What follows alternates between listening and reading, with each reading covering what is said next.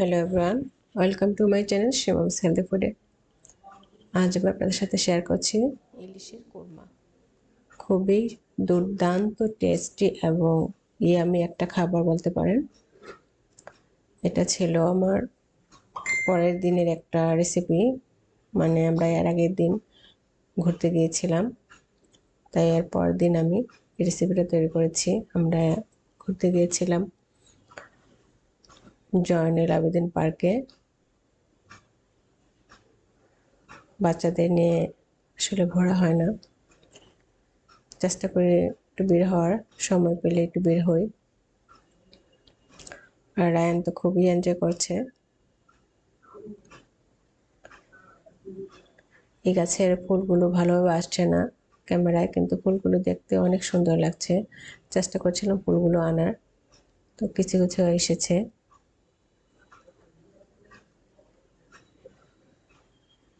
আর এ হলো হিয়া, লজ্জা পাচ্ছে হিয়ার বাবা। আর রায়ান তো যে বিমান নিয়ে খুবই এক্সাইটেড। এই গাছটার নাম কি আমি জানি না, যদি কেউ জানেন তাহলে আমাকে কমেন্টস করে জানাতে পারেন। এই গাছটা আমার কাছে খুব ভালো লেগেছে। আসলে এখানে প্রকৃতিটা খুবই ভালো লাগার মতো একটা জায়গা।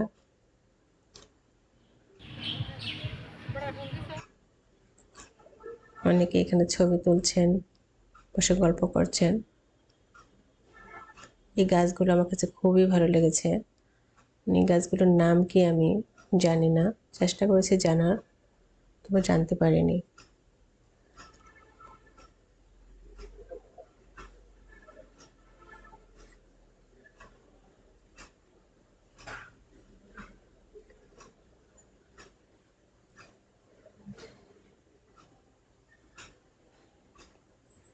বাচ্চারা খুব এনজয় করেছে, এটাই হলো বড় কথা।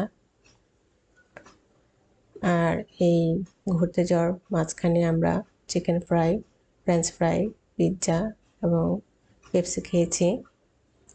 দুপুরে খাবারটা ভিডিও করতে পারিনি, কারণ সারিন্দে এত ভিড় ছিল যে ভিডিও করার মতো উপায় ছিল না। দাঁড়িয়ে থেকে সিরিয়াল নিতে হয়েছে। 7 রকমের ভর্তা দিয়ে আমরা ভাত খেয়েছি, সাথে ছিল চিকেন এবং ফালুদা। আর এটা ছিল আমার পরের দিনের ভিডিও। আমি ঘরে যে ইলিশ মাছ, ছোটো ইলিশই ছিল, তাই আমার ইলিশের পিসগুলো ছোট ছোট। ইলিশ মাছের আমি কোরমা রান্না করব দুপুরের খাবারের জন্য, সেটাই আপনাদের সাথে শেয়ার করছি। খুব সাদামাটাভাবেই আমি রেসিপিটা তৈরি করেছি। এখানে আমি পেঁয়াজ কুচি দিয়ে সাদা তেল, যে আমাদের নর্মাল যে তেল, সেই তেলে আমি রান্না করব। আপনারা চাইলে শুধু সরিষার তেল দিয়ে এটা রান্না করতে পারেন, তাহলে আরও বেশি টেস্টি হবে। আর এতে আমি নর্মালি যে মশলা আছে, এতে আমি প্রথমেই ধনে গুঁড়া দিয়ে দিয়েছি, ধনে এবং জিরে গুঁড়া, ধনে গুঁড়া, জিরে গুঁড়া, হলুদ গুঁড়া। এতে আমি মরিচ অ্যাড করিনি, সরি আমি হলুদ এখানে অ্যাড করিনি, আমি তাই হলুদ অ্যাড করিনি, কারণ কুরমা তো সাদা রান্না করব।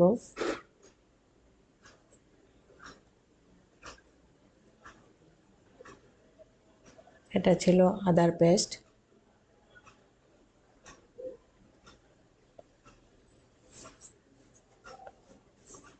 মশলাটাকে ভালোভাবে কষিয়ে নিয়েছি।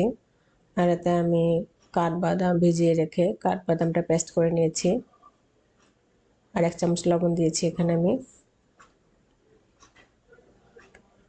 একটু দই দেব এবং দুধ দেবো, এতে আমি আর কোনো পানি অ্যাড করব না।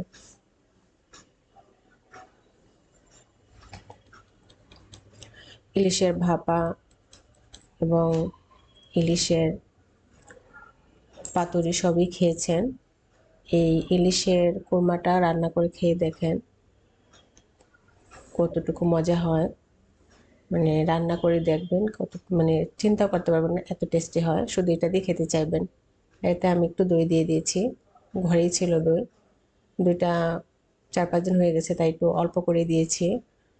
টাটকা ফ্রেশ দইটা দিতে পারলে আরও বেশি ভালো হতো। আর এতে আমি কাঠবাদামের পেস্টটা দিয়ে দিলাম। কাঠবাদামটা আমি একটু বেশিই দিয়েছি, আপনার চাইলে এখানে কাজু বাদাম অ্যাড করতে পারেন, তবে কাজু বাদাম দুধের সাথে মিশিয়ে ভিজিয়ে রেখে তারপর পেস্টটা দিলে আরও বেশি টেস্ট হয়।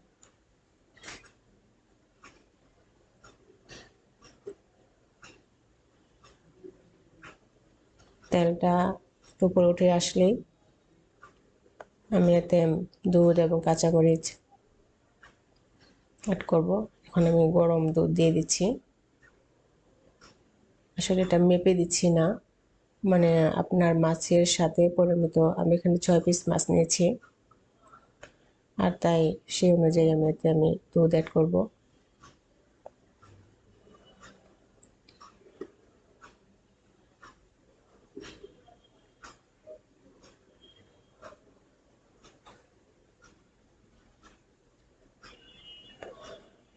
ইলিশ মাছ আমি ভাজিনি, অনেকে ইলিশ মাছ ভেজে রান্না করেন। আসলে ইলিশ মাছ ভেজে রান্না করার চেয়ে এইভাবেই মনে হয় স্বাদটা বেশি লাগে। আর এই কোরমাটা রান্না করতে বেশি সময় লাগে না, 10-15 মিনিটই হয়ে যায়। আমি এখন মাছগুলো দিয়ে দিচ্ছি। মাছটাতে খুব বেশি নাড়াচাড়া করবো না, যেন ভেঙে না যায়।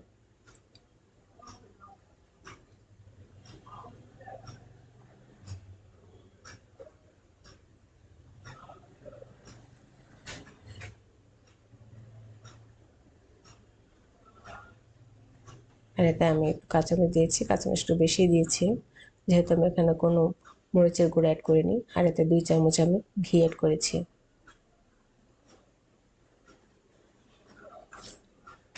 আর সবশেষে আমি এতে একটু চিনি অ্যাড করব। আমি এখানে কোনো পেঁয়াজ বেরেস্তা ইউজ করিনি, আপনারা চাইলে পেঁয়াজ বেরেস্তাটা দিতে পারেন। পেঁয়াজ বেরেস্তাটা দিলে আরও টেস্ট বেড়ে যাবে। আমি আসলে ঝটপট করে রান্না করেছি, আর তাই খাবারটা বাজে খুব, মানে বেরেস্তা না দেওয়াতে যে খারাপ হয়েছে তা না, এভাবেই রান্না করে দেন বেরেস্তা ছাড়াই।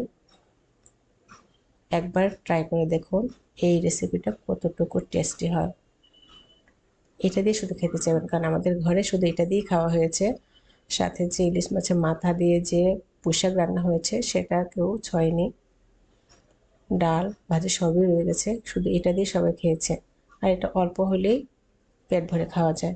আমাদের মানুষ কম, মাত্র 4 জন মানুষ, তার মাঝে একজন ইলিশ মাছ খায় না, মানে হিয়ার বাবা ইলিশ মাছ খায় না।